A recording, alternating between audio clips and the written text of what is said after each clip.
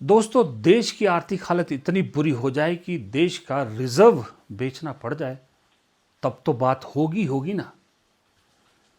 और इस देश को इस हालत तक पहुंचाने का जिम्मेदार, सबसे बड़ा गुनहगार इस देश का जो है, वो आज भी मलाई खा रहा हो, तब भी बात तो होगी। और जब विकल्प की बात आती है तो सिर्फ एक चेहरा सामने दिख रहा है जिसका नाम गांधी है, तो बात तो होगी। नमस्कार, मेरा नाम है प्रदीप चौहान। लेकिन 25% टैरिफ लगाया प्लस पेनाल्टी भी लगा दी Rahul ji. It is a dead economy. Are you people not aware of this? आपको ये मालूम नहीं है कि इंडियन इकोनॉमी डेड इकोनॉमी है? कोई कंफ्यूजन है आप में?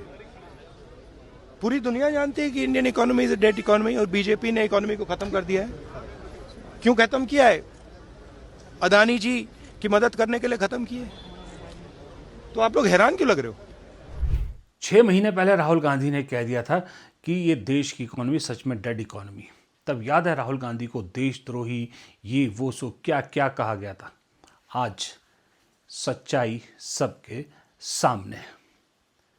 देश की ये हालत पहुंची कैसे, देश की ये हालत हुई कैसे? पिछली सरकारों ने तो अपना काम अच्छे से किया था। पिछली सरकारों ने तो देश को जो 1990 के दशक में ऊपर को चढ़ना शुरू हुआ था, उसे धीरे धीरे एक एक स्टेप करके हर सरकार ने ऊपर चढ़ाया था। अटल बिहारी वाजपेयी, पीवी नरसिम्हा राव सरकार, फिर उसके बाद मनमोहन सिंह की 10 साल सरकार। हाथ में गुलदस्ता दिया था सजा के, हाथ में गुलदस्ता। आपने गुलदस्ता भी नहीं, आपको मैं एक वो बताता हूँ, एक एग्जाम्पल देता हूँ। अगर आप एथलेटिक्स के शौकीन हैं, ओलंपिक्स या एशियन गेम्स वगैरह देखते हैं, और अगर नहीं भी है तो देखिएगा, इन जो बड़ी गेम्स होती हैं इसमें 2 इवेंट बड़े एक्साइटिंग होते हैं। सबसे ज़्यादा इंतज़ार उन 2 इवेंट का रहता है। एक होता है 100 मीटर रेस, जिसमें दुनिया का या एशिया का सबसे फास्टेस्ट धावक महिला और पुरुष दोनों में चुना जाता है। एक और होता है जो मुझे उससे ज़्यादा इंटरेस्टिंग लगता है, बहुत से लोगों को लगता है, वो होता है 100/4 या 4/100 जो आप कह लो, वो रेस जिसमें 4 खिलाड़ी दौड़ते हैं, 100 मीटर की रेस दौड़ते हैं, और जो पहले 3 में लीड बना लेता है, चौथे को वो लीड को जीत की कगार पे पहुंचाता है और गोल्ड मेडल जीतता है। वो मुझे याद आया,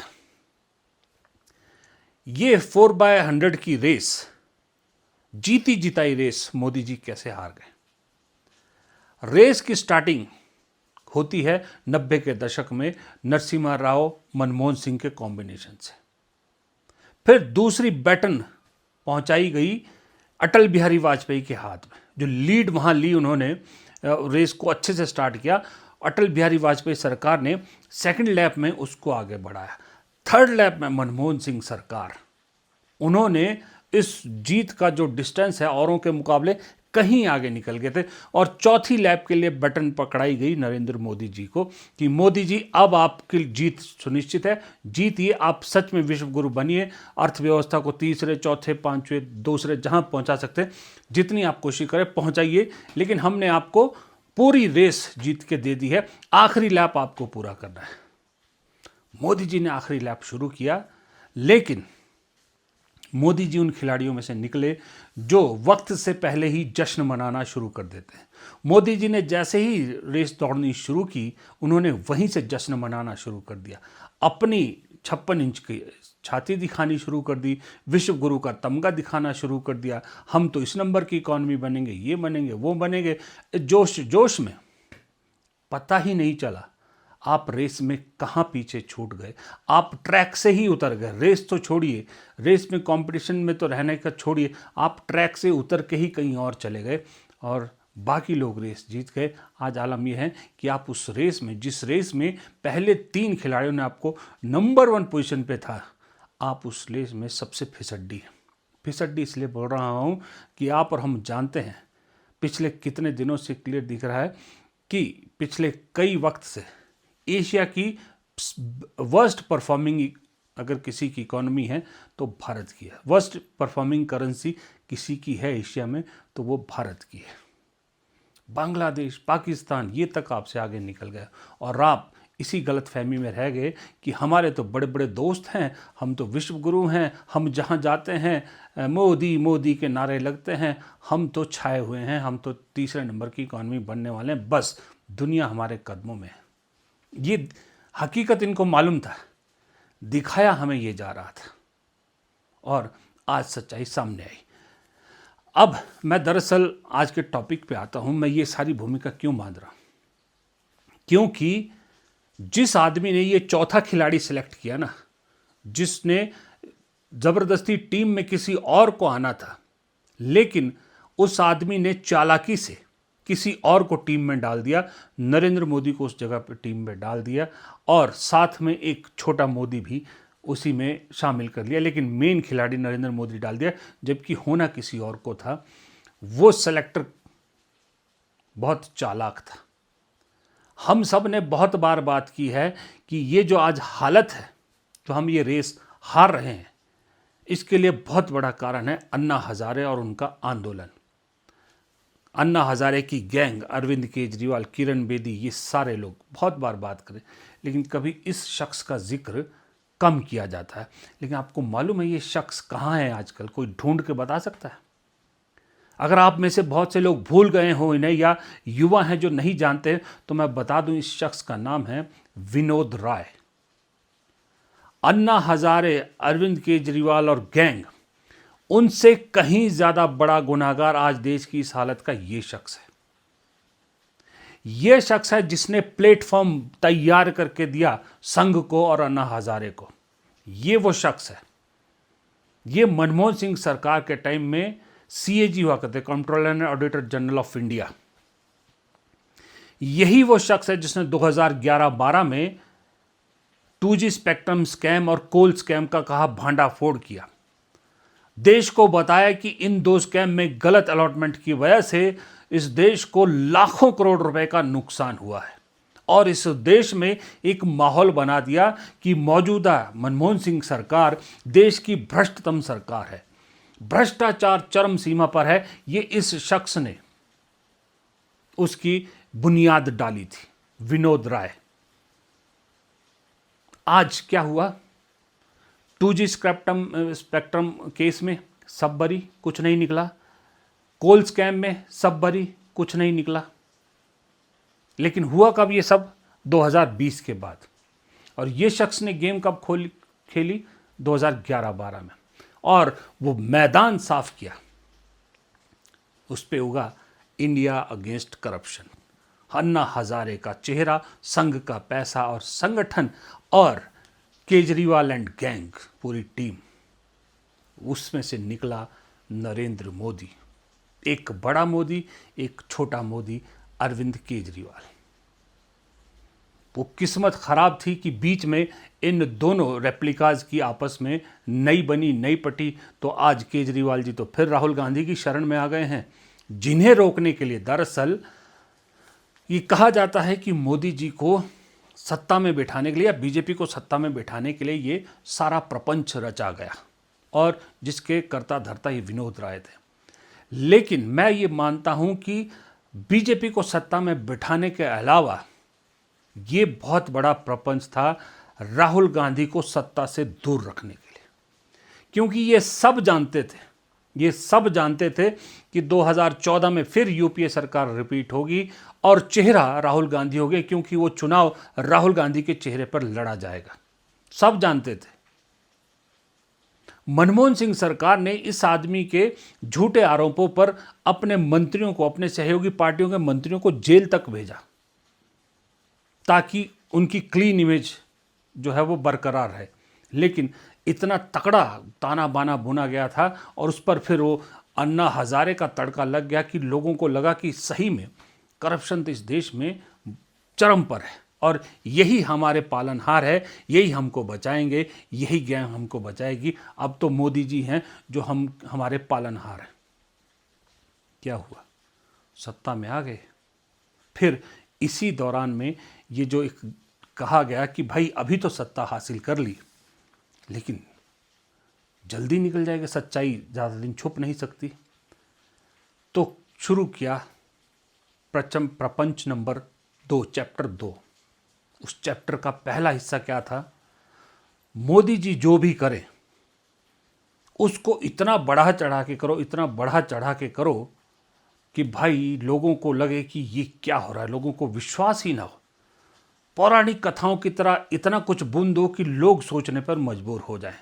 उसके लिए देश का पैसा खर्च होता है, होने दो। देश का पैसा खूब कमा के दिया हुआ हमको, खूब देश को मजबूत बना के दिया हुआ, खूब खर्चो। 80 करोड़ को मुफ्त राशन दे दो, हजारों करोड़ की एडवर्टीजमेंट दे दो, मीडिया को खरीद लो, सब कर लो, फ्री स्कीम्स दे दो, फ्री बीज बांट लो, कुछ भी कर लो। Chapter number 1। Chapter number 2, challenger को जमीन में एक तरह से दफन कर दो, राजनीतिक रूप से उस आदमी को, चैलेंजर को दफन कर दो। उसके लिए भी क्या फर्क पड़ता है? देश के पास बहुत पैसा है, पब्लिक का बहुत पैसा हमारे पास है, खर्चो हजारों हजारों करोड़ रुपया और कुछ दोस्तों से मदद लो। उसके एवज में दोस्तों को सारी जिंदगी इतना कमवा देंगे कि उनकी 10 पुश्तें चैन से खा लेंगे। और शुरू हुआ राहुल गांधी को बदनाम करने का, राहुल गांधी की इमेज खराब करने का काम। ये 2 प्रपंच नंबर 2 के 2 चैप्टर थे और उन पर काम शुरू हुआ। और पैसा किसका इन सब पे लगा? पैसा लगा मेरा, आपका, पब्लिक का पैसा, इस देश का पैसा। 19 हार गए थे, ऑलमोस्ट हारा हुआ चुनाव था। राहुल गांधी का चौकीदार चोर है नारा चुभ गया था, सही में आपको बताऊं, चल गया, पत्ता चल गया।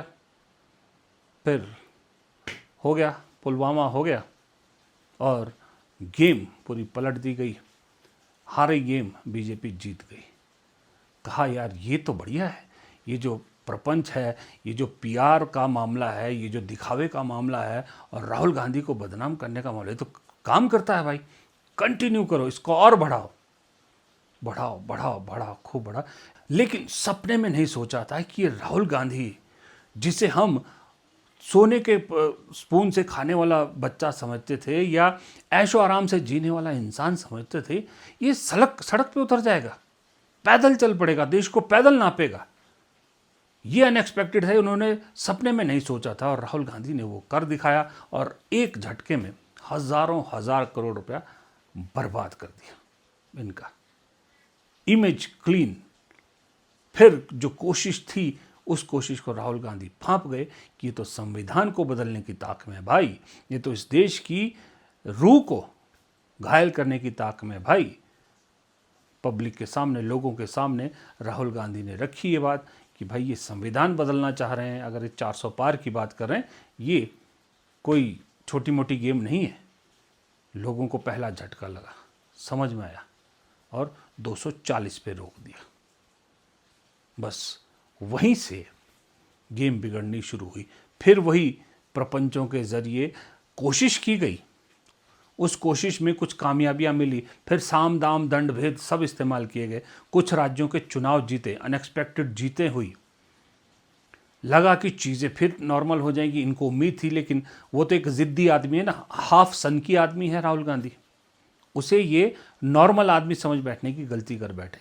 वो आदमी सच का और जिद का पक्का आदमी है और जो सच और जिद के लिए लड़ता है वो आदमी सनकी ही होता है। उन्हें समझ में नहीं आया वो किससे लड़ रहे, वो कहाँ मानने वाला था। अपनी लड़ाई जारी रखे, पार्टी साथ आए ना आए, मैं तो लड़ता रहूँगा, खड़ा रहूँगा, दम है कुछ करके दिखा लो।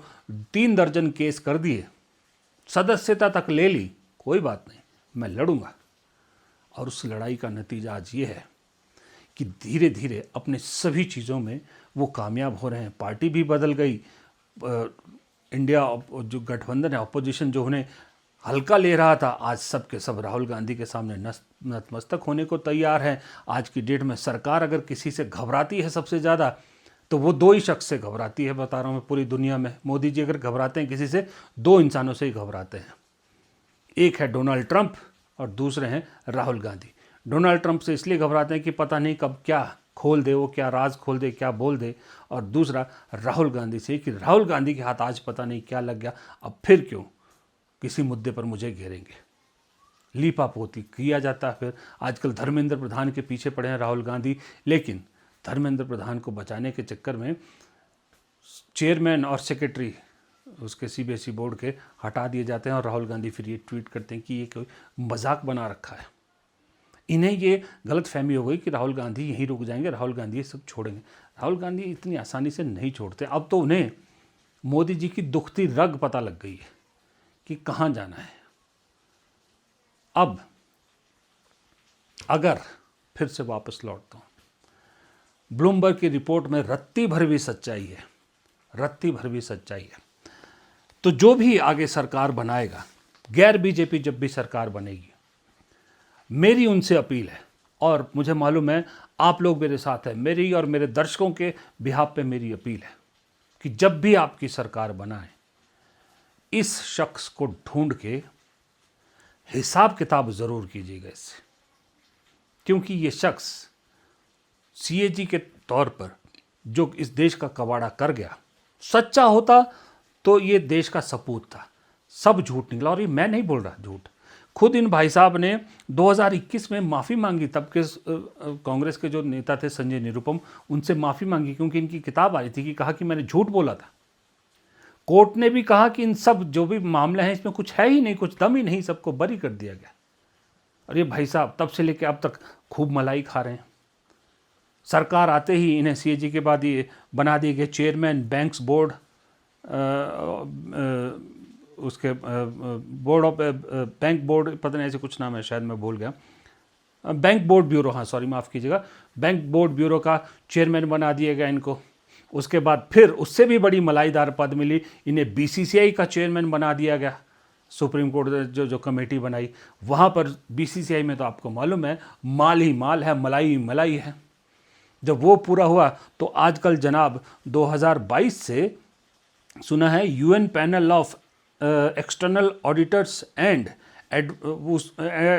यूएस पैनल ऑफ यूएस नहीं सॉरी माफ़ कीजिएगा, UN United nation panel of external auditors के चेयरमैन के तौर पर काम कर रहे हैं 2022 से, चेयरमैन के तौर पर। साथ ही रेलवे बोर्ड के भी, इंडियन रेलवेज के भी एडवाइज़र हैं। तो ये तो जब से रिटायर हुए तब से सिर्फ मलाई के अंदर, मलाई का पूरा उनका वो है, उसमें बैठे हुए हैं, उसी में नहाते हैं, उसी में खाते हैं, उसी में सब कुछ करते हैं। इसलिए मैंने कहा जो गैर बीजेपी सरकार बने, रिक्वेस्ट है इस शख्स का भी हिसाब किताब पूरा होना चाहिए। फिलहाल इस वीडियो में इतना ही। वीडियो पसंद आए तो लाइक कीजिएगा, शेयर कीजिएगा, कमेंट बॉक्स में अपनी राय आप भी दीजिएगा। आप क्या राय रखते हैं इस शख्स के बारे में और आप क्या कहना चाहते हैं। और प्लीज़ उन 30% लोगों का जो मेरे सब्सक्राइबर है, वीडियो देखते हैं, उनका इस दिल की गहराइयों से बहुत शुक्रिया। और वो 70% जो मेरा वीडियो देखते हैं, पसंद करते हैं, लेकिन सब्सक्राइब नहीं किया हुआ, उनसे हाथ जोड़ के विनती है, चैनल के सब्सक्राइब का बटन दबाइए। सिर्फ आधा सेकंड का काम है, आपका कुछ खर्च नहीं होगा, सब्सक्राइब का बटन दबाइए। हाँ, अगर आप आर्थिक मदद करना चाहते हैं तो उसके लिए आप सुपर थैंक्स या जॉइन बटन के ज़रिए हमारी आर्थिक मदद कर सकते हैं। नमस्कार।